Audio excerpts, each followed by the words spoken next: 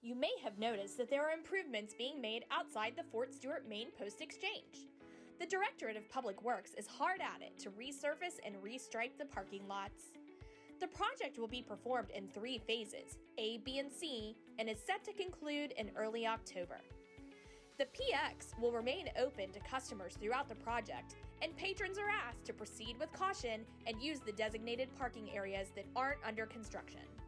For more information, follow the Main Post Exchange Facebook page.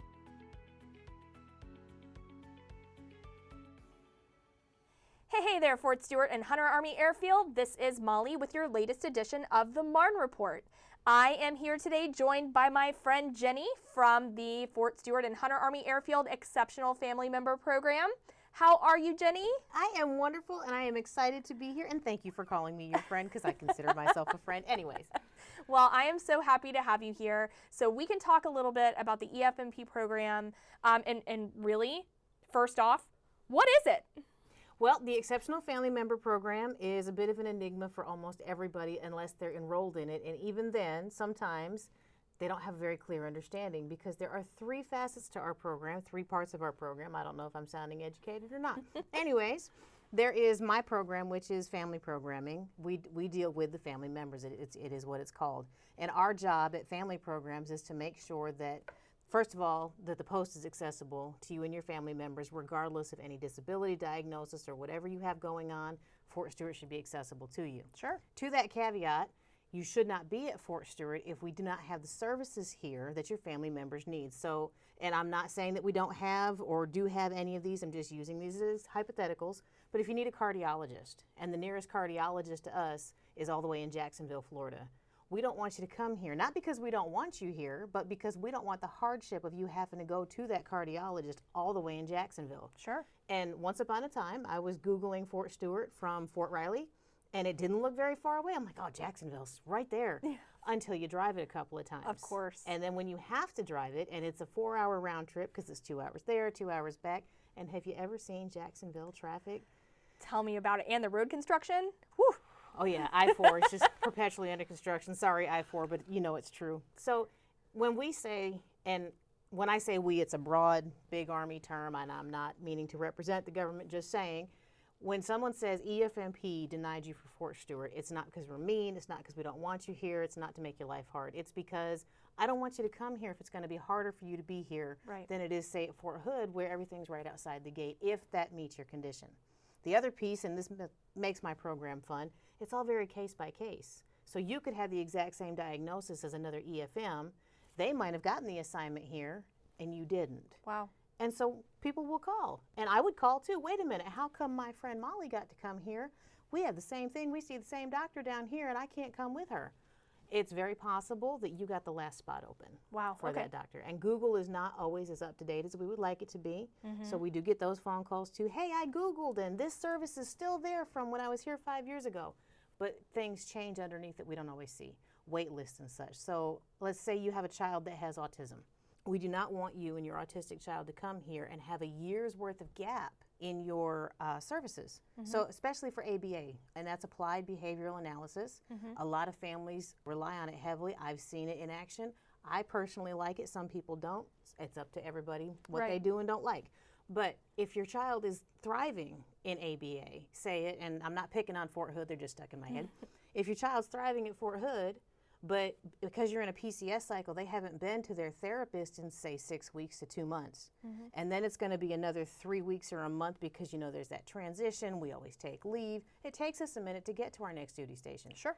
Now we're in a hotel room for hopefully 10 days, maybe more than that. We have to get a house. We have to get moved in. We have to get established. And then we have to get on somebody's wait list, and it could be 4 months, it could be 8 months. Right. Because while we have a lot of ABA services in the area, and it's really grown a lot in the last 5 years, a lot of them do different things. Some of them come to your home, some of them go to schools, some of them have offices that you travel to, and so it's all very different, and sometimes it depends on the age group. There are a lot of factors, and so we don't want your child to be 6 months without their therapy if we can help that. So that is really, and that is the main point to the program. It's not to make anyone's life difficult, but I do understand that it does sometimes. And what I tell soldiers is, come see me. I am not the fix.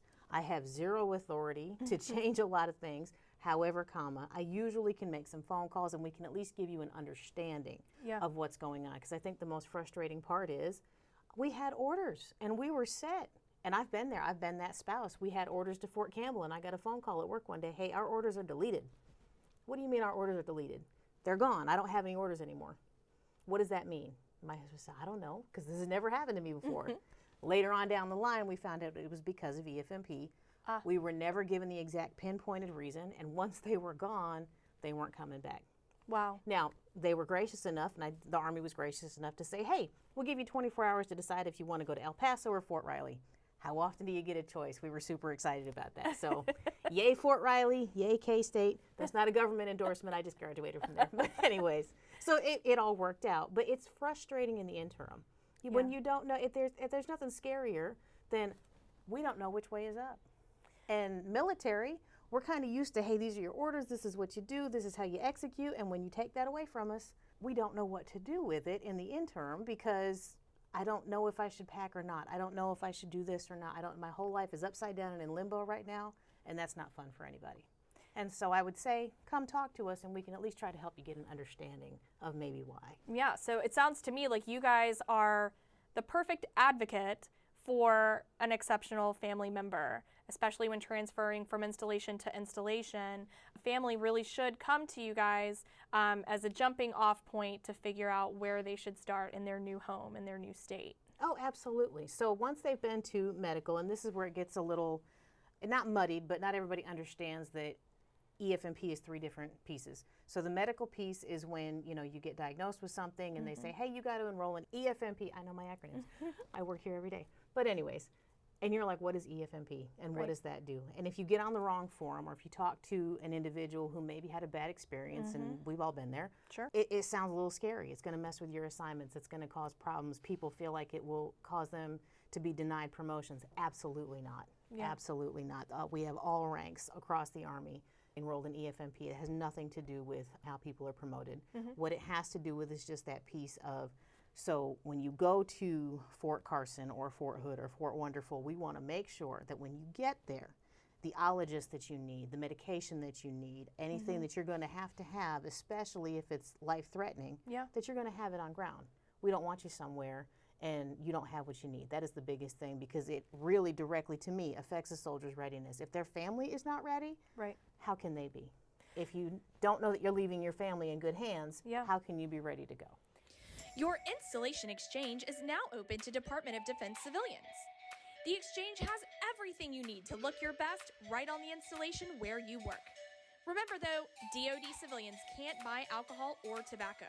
But from electronics, toys, and more, your exchange has it all, tax-free and convenient to you. And shopping in person is so easy. Just make sure to show your DoD ID at the point of sale and off you go. And don't forget, coming soon, online shopping via the awesome digital Garrison app. Stop by the Fort Stewart-Hunter Army Airfield Exchange today to see what they have for you. So tell me, what makes an individual an exceptional family member? I'm so glad you asked. Anything that requires a coordination of medical services or educational services. And when I say anything, it really is anything. And it can be very frustrating if your child has asthma, but it's very controlled asthma. And maybe down here at Fort Stewart, you just happen to be in the right conditions and they are fine and you don't see a need for the program. But that could change drastically at Fort Carson. Right. And so that's why even though it seems insignificant, we still need you enrolled because we need to understand what we're dealing with. So that if you do get to Fort Carson and your child can't breathe very well at Fort Carson, and I'm not saying that will happen, these are all hypotheticals. I feel like there's got to be disclaimers when we talk. But so that we have a background to look at, and if you do need a compassionate reassignment, you've got something in your records saying, hey, it's documented, this is the problem. It just makes things easier for you. We can also look at that and say, hey, that soldier's been to Fort Carson before, and it didn't go well because of the diagnosis. We're not going to do that again. Right. Or Fort Carson might just say no. Or Fort Hood might say no, or what have you. Here in Georgia, if you are deathly allergic to a fire ant, you've got problems because they are everywhere. Everywhere, especially in the summer. We don't mow the lawn in flip-flops. It's bad. Very true. But so anything like that, the small stuff, and certainly the big stuff, hospitalizations, terminal illnesses, And I tell soldiers all the time, if you need to see something that ends in an ologist, you are a candidate for EFMP. Wow. If you have ongoing medical treatment, you are a candidate for EFMP. Sure. If your child is on an IEP, that doesn't seem like something you would need to coordinate between installations. However, you want to make sure the services are available at that next duty station. Of course. And so where family programming comes in, we can kind of unmuddy the waters and give you a clearer picture. And one of my favorite things to pick on is the IEP process. We have had cases where somebody PCS is in from somewhere else. They were at a public school there. They go to DODEA here, and definitions are different. The way DODEA says, okay, this is special education and this is this service, was different out there. And so the initial conflict happens when a parent is saying this, DODEA is understanding that, and now we're not getting the services met. And it's all based on a misunderstanding. But guess who speaks IEP language very well? EFMP family programming. Yeah. So so we've got medical. What are the other two? Educational. It's medical and educational. Okay. Yep. All right. That's great. Yes. Do you guys have any programming or anything that you do for the exceptional family members? I mean, I know you offer a lot of services to them to assist them in their exceptional family journey. Yes. But what about the fun stuff? Do you guys do anything fun? Oh, that's my favorite part. And actually, now that we are back in, and we are coming back into the offices, we're opening things back up, but we are doing so cautiously because we do understand that we have a vulnerable population. Yeah. I know my whole staff has been vaccinated. Yay, us. MWR has done this with us for years. It's a tradition here on Fort Stewart now. We are very grateful for it. They open up the public swimming pools for 2 hours on Saturday morning, 9 to 11. And EFMP families come, they swim for free. It's a very quiet, relaxed environment. We don't have big crowds. It's not, so it's very good for those kids that might have sensory issues. Yeah. I don't like a lot of big crowds. Some of my kiddos don't like big crowds. Some of my parents don't do well with big crowds. Of course. So we try to do that and make sure that it's more applicable, more friendly for them. Sure. And then, of course, everybody knows the last week of July, Marne-Palooza. We're going to be out there, too. We can't wait to see you guys at Marne-Palooza. And then as we get into August and September, we'll start doing some more back-to-school themed IEP workshops, things like that. So we are really excited about that. And it's not quite around the corner, but it is. Trunk or treat will happen again. I may or may not dress up as Batman again. Who will see? Yeah, that's right. And I think you guys also do Easter egg hunt. We do. And this year, God bless him, Sergeant Major Buchanan played our Easter bunny, and it was awesome. It was so cool. Well, that is so fun. It really sounds like you guys have a pretty solid program. And for those of you guys that don't know, the EFMP program is part of Army Community Service. Yes. And that's a service that's available on not only Fort Stewart, but also on Hunter Army Airfield. Yes, everything we do here at Fort Stewart, we try to mirror it at Hunter. And if we can't, it's certainly open to the Hunter families. Always, they are welcome. That's wonderful. Well, I thank you so much for being on the show with me today. I know that you guys have just a wonderful program. So families, if you have any questions about how you, do you enroll into this program? Is it something that you're kind of told? You're an exceptional family member. How does someone become a part of the EFMP program? Usually it's people that know that they have someone in their family that's already got a significant diagnosis. And the Army will let them know that, hey, and what should happen is your PCM, when you talk to them, if you have one of those conditions, they should already have that conversation with you. Sure. It is a mandated program. If you have one of these conditions, you are supposed to enroll, but that does not, I'm not going to chase you down and be like, no, I'm going to go to your command. No, right. Soldiers do what is best for the soldier at the time. Of course. But now you should really consider that if you've got a family member that's got some form of a condition or an educational concern and you're trying to go overseas, they're going to catch that on the overseas screening, and they have to. So your family will have to do an overseas screening. And one thing I will say is when you find out you are on orders or on assignment, because you're not on orders yet, to an overseas assignment, go immediately, get that 5888, get your overseas screening done. You have to have every family member has to have a physical, and then the EFMP doctor is going to have to review that and say that it's good to go. And if you have any form of a condition, the enrollment will get pushed right there, and it has to. It's Army regulation. Okay, cool. Well, Jenny, thank you so much for spending some time with me today. And families, if you have any questions, please give Jenny and the EFMP team a call at 767-5058. That is the main number to Army Community Service. Yes. And they will get you in touch with the right folks. Thanks again so much for being here with me today. Thank you for having me. It's been a lot of fun. And we will talk at y'all next time.